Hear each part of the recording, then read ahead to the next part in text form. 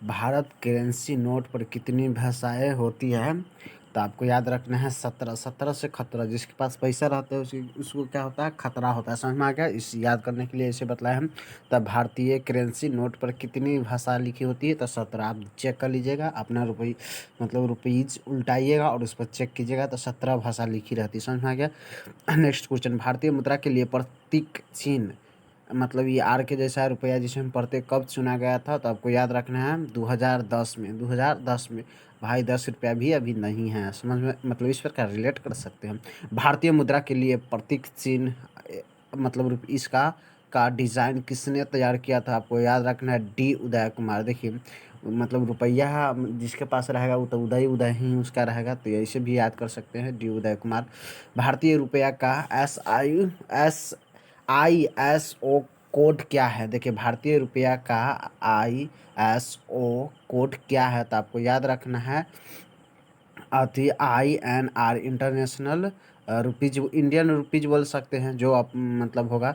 हम सिर्फ हमको यहाँ पर बतलाना भारतीय रुपये का ISO कोड क्या होता है, तो INR होता है। आई से स्टार्ट है, समझ में आ गया? इंडिया इसे रिलेट कर सकते हैं, आर में रुपया, एकदम ईजी है, तो इंडियन रुपया होगा। भारत में मुद्रा और आपूर्ति किसके द्वारा नियंत्रित की जाती है? तो आपको याद रखना है भारतीय रिजर्व बैंक के द्वारा। भारत में मुद्रा आपूर्ति किसके द्वारा किया जाता है, मतलब कि पूर्ति किया जा सकता है, तो भारतीय रिजर्व बैंक ये केंद्रीय बैंक है। भारत, इसका स्थापना 1935 में हुआ था, याद रखना है 1 अप्रैल 1935 में हुआ था। नेक्स्ट क्वेश्चन छठा, भारत में कागजी नोट मुद्रा जारी करने का पूर्ण अधिकार किसके पास है? तो आपको याद रखना है रिजर्व बैंक ऑफ इंडिया को। इसे 1 रुपया के नोट का अधिकार नहीं है। समझ में आ गया? देखिए, 1 रुपया के नोट को कौन जारी करता है? तो आपको याद रखना है वित्त मंत्रालय। वित्त मंत्री इस पर क्या करता है, मतलब साइन करता है। 1 रुपये के नोट पर किसका हस्ताक्षर रहता है? तो आपको याद रखना है वित्त सचिव का। वित्त मंत्री बोल दिया थे, वित्त सचिव है। क्या है? सचिव, सचिव। देखिए, वित्त में वी आ रहा है, सचिव में भी लास्ट में वो आ रहा है, इस प्रकार से आप रिलेट कर सकते हैं। भारत में सिक्के जारी करने के लिए कौन अधिकृत है? तो आपको याद रखना है वित्त मंत्रालय। भारत में सिक्के जारी करने के लिए, मतलब सिक्का यानी 1 रुपया के नोट किसे, तो वित्त मंत्रालय जारी करने के लिए है। इससे पहले था 1 रुपये के नोट पर किसका मतलब साइन रहता है? आपको याद रखना है वित्त सचिव का। समझा? भारत जारी कौन करता है? तो वित्त मंत्रालय जारी करता है, ये आपको याद रखना है। 2000 रुपये के नोट पर पीछे की तरफ किसकी आकृति छपी रहती है? तो आपको याद रखना है मंगलयान। देखिए, मंगलयान होता है ना। तो आप 2000 अभी नोट निकालिए, मेरे पास नहीं है इसलिए हम नहीं दिखा पा रहे हैं। आप निकालिएगा, आप पीछे की ओर देखिएगा, हम लास्ट में, मेरे पास 10 रुपया हम दिखलाएंगे, ठीक है ना?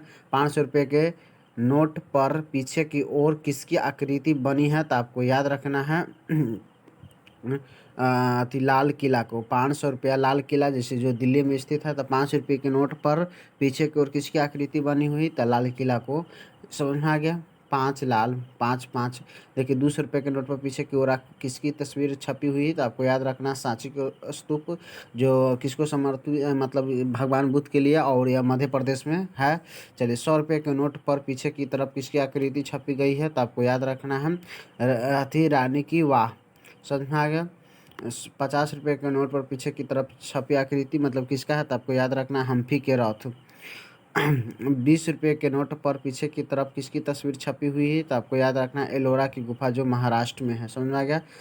जो महाराष्ट्र का औरंगजेब में बोल सकते हैं। 10 रुपये के नोट पर पीछे की तरफ किसकी तस्वीर छपी रहती है? तो आपको याद रखना है कोणार्क सूर्य मंदिर को। किसका? कोणार्क सूर्य मंदिर को। समझ में आ गया? चलिए, इसको हम अभी दिखला देते हैं आपको, कोणार्क सूर्य मंदिर के, ठीक ना? यही है कोणार्क सूर्य मंदिर का। समझ में आ गया? यही है कोणार्क सूर्य मंदिर का। तो आप सब रुपया उल्टाइएगा और पीछा देख लीजिएगा। मेरे पास 10 रुपया वाला नोट था, इसलिए हम आपको यही 10 रुपया वाला नोट ही दिखा दिए। समझ में आ गया? चलिए, नेक्स्ट आप फिर क्वेश्चन, यही क्वेश्चन है 10 रुपये के नोट पर पीछे की तरफ किसका आकृति छपा रहता है? तो कोणार्क के सूर्य मंदिर का। समझ में आ गया? कोणार्क के सूर्य मंदिर का। चलिए, अब यहाँ पर नेक्स्ट क्वेश्चन है आपका, निम्नलिखित में से कौन सा बैंक भारत के केंद्रीय बैंक है? तो अभी बताया था Reserve Bank of India. Bull and bear शब्दावली का संबंध किससे है? शब्दावली का संबंध किससे है? याद रखना, स्टॉक मार्केट यानी शेयर बाजार से। किस वर्ष नाबार्ड की स्थापना की गई थी, याद रखना है।